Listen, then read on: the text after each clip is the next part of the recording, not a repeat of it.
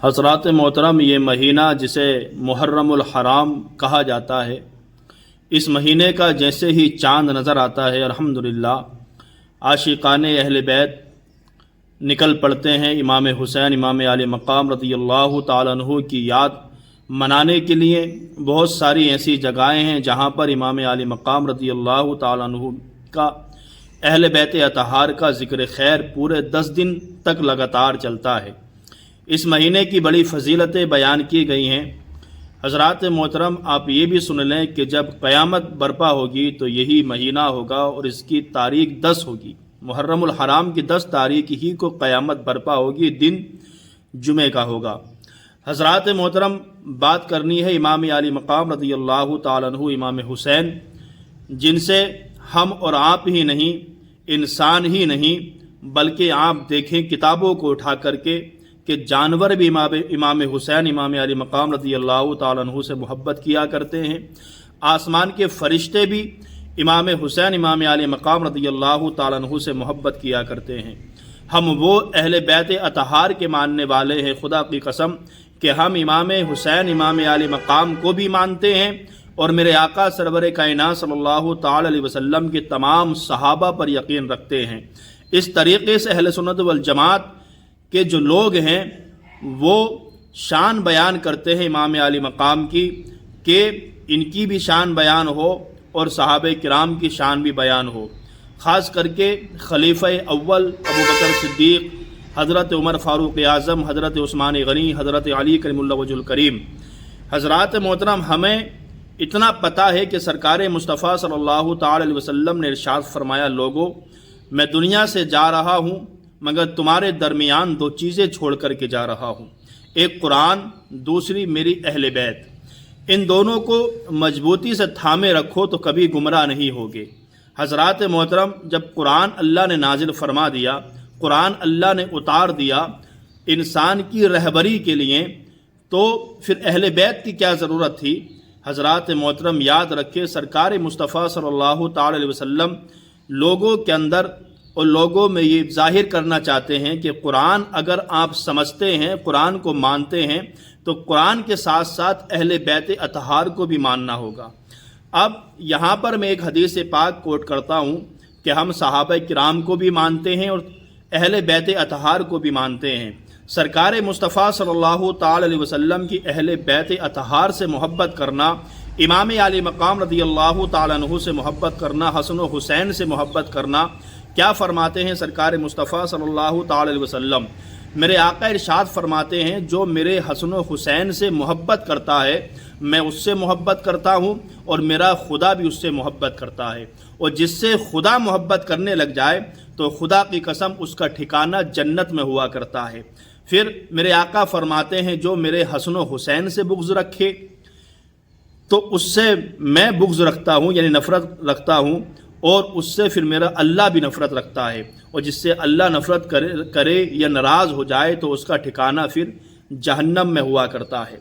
حضرات محترم، آپ دیکھیں میرے آقا کی حدیث یہ ہے جو میں بتانا چاہتا ہوں، اس پر آپ عمل کریں اور لوگوں میں بتائیں کہ ہم کس طریقے سے امام حسین امام علی مقام کو مانتے ہیں اور صحابہ کرام کو مانتے ہیں۔ میرے آقا کی حدیث ہے، میرے آقا ارشاد فرماتے ہیں کہ میری اہل بیت جو ہے وہ ایک کشتی کی طرح ہے، کشتی کی طرح، اور میرے صحابہ جو ہیں وہ آسمان کے تاروں کی طرح ہیں۔ سبحان اللہ۔ اب یہ 2 چیزیں میرے آقا نے ارشاد فرمائی۔ اب آپ کے سمجھ میں اور سمجھانے کے لیے میں آپ کو بتاتا ہوں کہ یہ 2 چیزیں کیوں میرے آقا فرماتے ہیں۔ آپ دیکھیں، کشتی کے بنا سمندر کو پار نہیں کیا جا سکتا۔ یہ دنیا ایک سمندر ہے، ہم جس کو پار کر رہے ہیں، اور اس میں اگر پار کرنا ہے تو اہل بیت اطہار کی کشتی میں ہمیں بیٹھنا ہوگا، اس کشتی میں سوار ہو کر کے ہمیں چلنا ہوگا۔ مگر جو فرمایا کہ میرے صحابہ آسمان کے تارے ہیں، تو وہ کس لیے کہ پہلے جب کشتیاں چلا کرتی تھی، لوگ سمندروں پر سفر کیا کرتے تھے، کشتی میں بیٹھنے کے بعد تو آپ دیکھیں کہ کشتی میں جب کشتی دن میں چلتی تو ٹھیک، مگر جب رات کے وقت کشتی چلا کرتی تھی تو راستہ پتہ نہیں ہوتا تھا، کیونکہ سمندر میں کون راستہ بناتا ہے یا کس کو معلوم ہوتا ہے؟ وہ جو کشتی چلانے والا ملا ہوا کرتا، وہ آسمان کے تاروں کو دیکھ کر کے کشتی کو چلایا کرتا تھا۔ یعنی یہاں پر میرے آقا نے کتنی زبردست مثال پیش کی ہے، ہر انسان کے سمجھ میں آ جائے، اور کیوں نہ مصطفیٰ مثال دے تو سمجھ میں آئے، کیونکہ وہ آقا ہیں۔ آقا کی مثال سمجھ میں نہیں آئے تو پھر کس کی آئے گی؟ سبحان اللہ۔ آقا فرماتے ہیں اہل بیت میری کشتی کی طرح ہے، کشتی کے بنا انسان سمندر پار نہیں کر سکتا، تو آسمان کے تاروں کے بنا بھی انسان کشتی میں اگر سوار ہوگا اور تارے نہیں ہوں گے تو انسان راستہ بھٹک سکتا ہے، منزل مقصود پر نہیں پہنچے گا، کہیں بھی جا سکتا ہے۔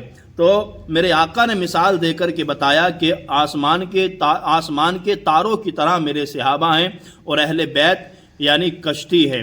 تو ہم اہل سنت والجماعت کو یہی ماننا ہے، ہم اہل بیت اطہار کی کشتی میں سوار ہیں۔ ہر اہل بیت یعنی آل رسول جو دنیا کے اندر آج بھی موجود ہے الحمدللہ، اور آپ دیکھیں یہ واحد ایک ایسی جنگ ہوئی جسے کرب و بلا کی جنگ کہا جاتا ہے، واحد ایسی جنگ ہے کہ جو شہید کیے گئے، جن پر ظلم کیا گیا، جن کو شہید کر دیا گیا بظاہر، ان کا خاندان آج بھی باقی ہے، اور آج بھی الحمدللہ کروڑوں سیدیں آپ کو سید مل جائیں گے، آل رسول مل جائیں گے، مگر جس نے شہید کرایا، جنہوں نے کیا، ان کا نام و نشان اللہ تبارک و تعالیٰ نے دنیا سے مٹا دیا ہے۔